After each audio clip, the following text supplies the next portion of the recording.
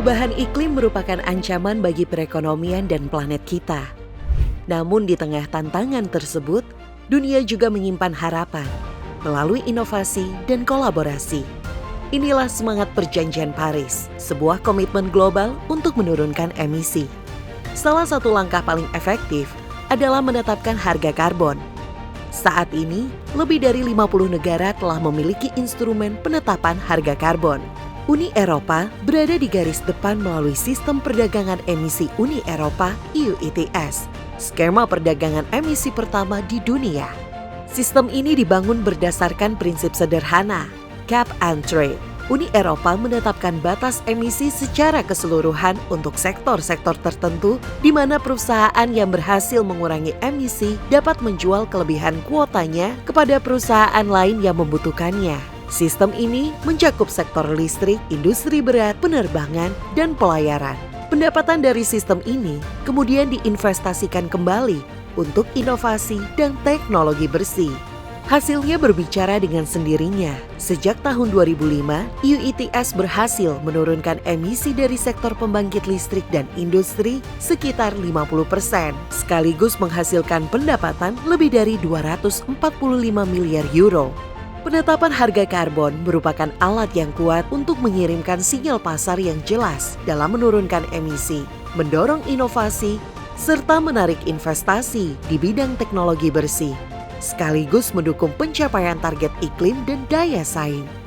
Untuk memperkuat dampaknya, Uni Eropa membentuk Task Force for International Carbon Pricing and Markets Diplomacy, sebuah inisiatif yang dirancang untuk bekerja sama dengan negara-negara mitra dalam mengembangkan mekanisme penetapan harga karbon yang adil, adaptif, dan sesuai dengan kondisi lokal.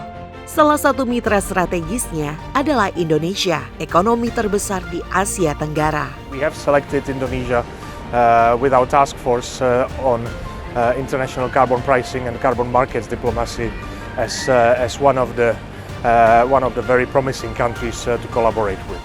Pada tahun 2021, Indonesia membentuk pasar karbon domestik dan memperkenalkan pajak karbon tahap awal di sektor energi.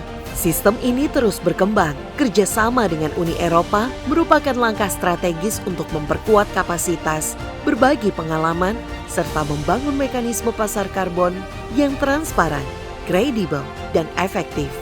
Kami berharap dengan adanya kerjasama ini, karena kami sedang menyusun roadmap dekarbonisasi, kami berharap roadmap ini bisa dapat terlaksana dengan baik, tentunya dengan kerjasama yang baik dengan teman-teman kita di Uni Eropa. Uni Eropa berkomitmen untuk mendukung upaya-upaya tersebut melalui keahlian teknis serta penyelarasan dengan mekanisme global seperti Carbon Border Adjustment Mechanism. There is a strong interest to cooperate on carbon pricing and carbon markets to set up a system that is workable for Indonesia, that is solid and credible. EU ETS telah membuktikan bahwa kebijakan iklim berbasis pasar mampu mendorong perubahan nyata. Dan bersama-sama, Uni Eropa dan Indonesia siap melangkah menuju masa depan yang berkelanjutan dan rendah karbon.